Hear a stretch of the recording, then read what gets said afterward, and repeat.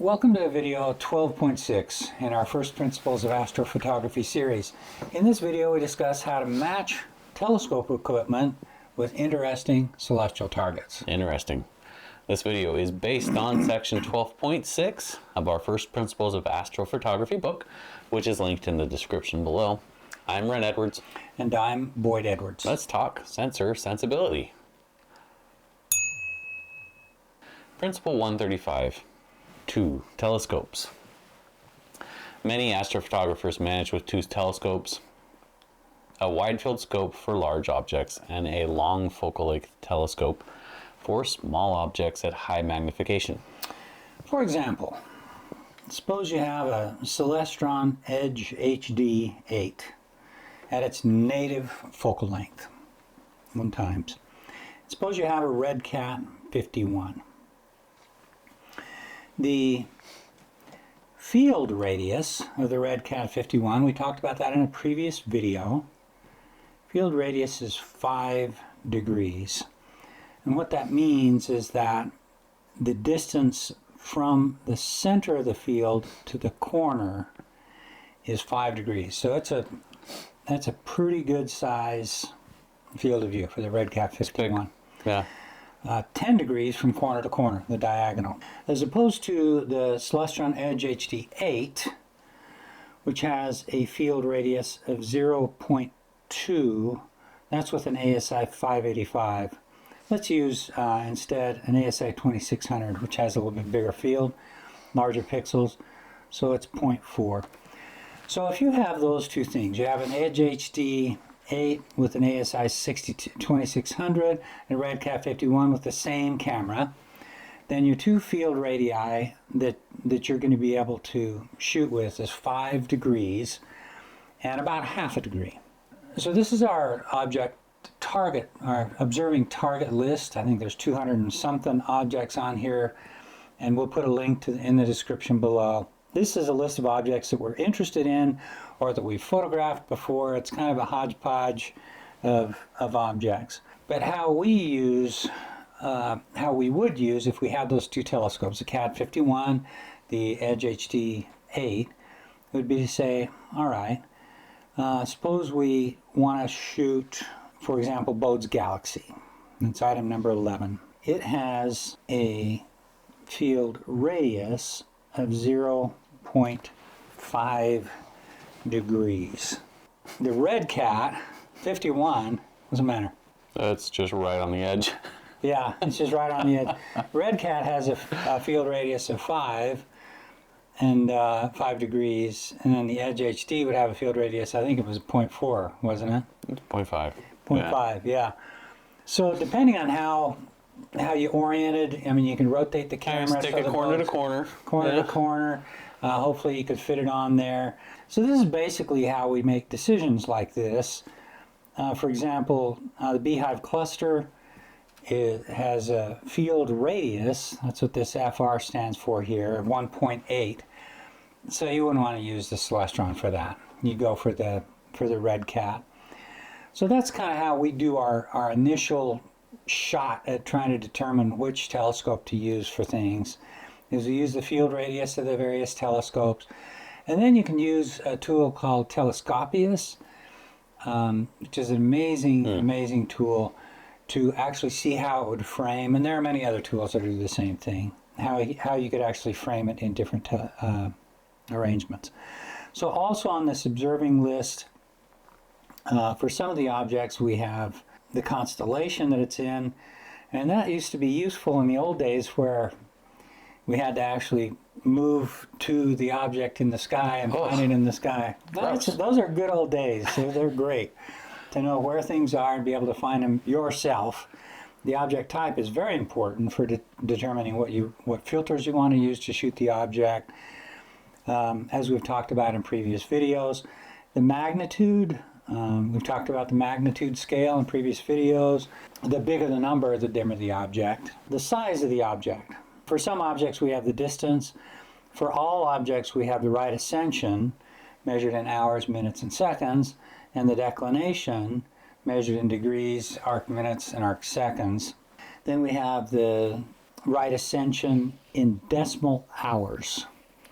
So 7 hours, 6 minutes, and 11 seconds of right ascension works out to 7.10 decimal hours of right ascension. And these are the decimal declinations of the objects. We talked about right in a video a long time ago. We talked about right ascension and declination as the celestial coordinates.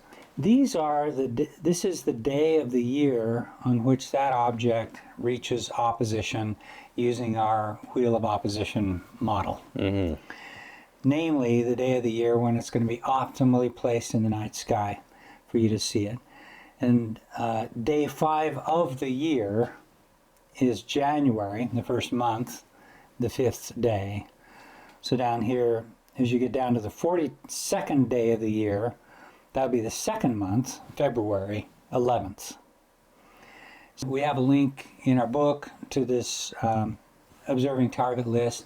We'll also put in a link in the description below.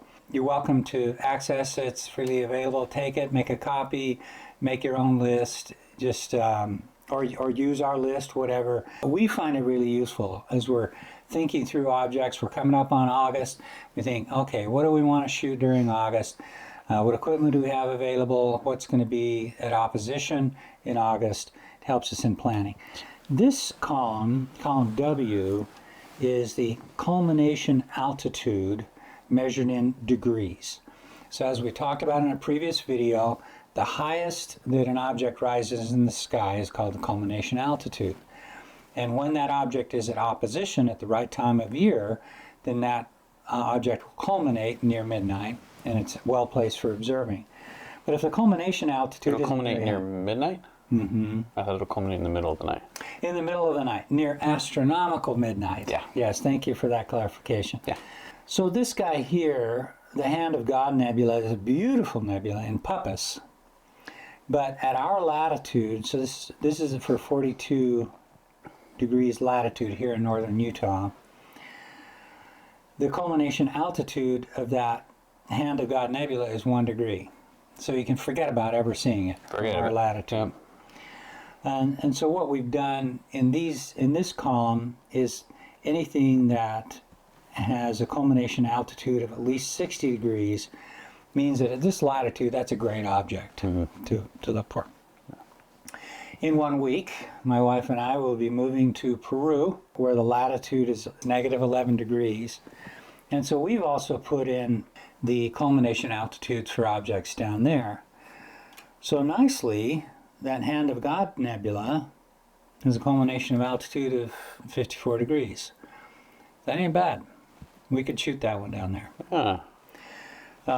54 degrees is not bad. I mean, 60 degrees is ideal. If you get 60 or above, you're going to spend a lot of time above the horizon, a lot of time at high altitude in the sky, but we could certainly shoot it down there. And if you guys make a copy of this observing target list, then you can put your own latitude or latitudes at your observing locations in here, and it'll automatically calculate the culmination altitudes. Then finally, these are the field radii.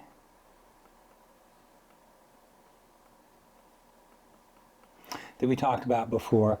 And then finally, the last column in here, we actually have some columns on the left side of the spreadsheet saying the date on which we observed the object, with what camera or with the telescope that we used to shoot it. Then over here in the reference, we really rely on Astrobin a lot. Just the photos that are posted there at Astrobin are just really high quality. So when we're planning our observations, we're checking out what Astrobin has to show. Be careful with the Astrobin though, because you spend too much time on there and your list will get really long really fast. Yeah, as ours have, in a hurry. There's also a repository on Telescopius too. Yes, there is. And so we have listed here in this reference photograph a link to the photograph that we like on Astrobin, and then on Astrobin are listed the field radii of objects. So this particular Calabash Nebula, this photograph is taken of that object, has a field radius of 0.5. So Astrobin is also useful in another way. and other tools can be used for this, but we use Astrobin for it.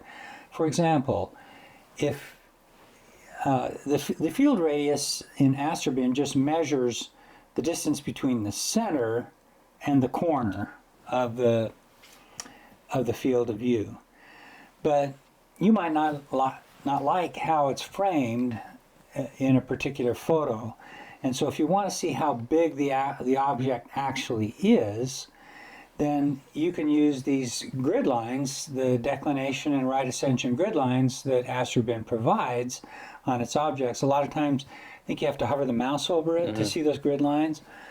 But anyway, this is an image, a beautiful image of the Sombrero Galaxy by Christoph Lichtblau, and I apologize, Christoph, if I'm pronouncing that wrong. So how big is this object? Well, these lines here are lines of right ascension.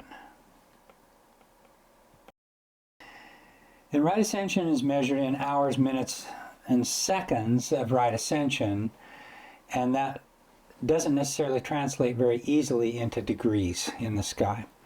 So usually on an Astrobin image, what I will do is I'll look at the declination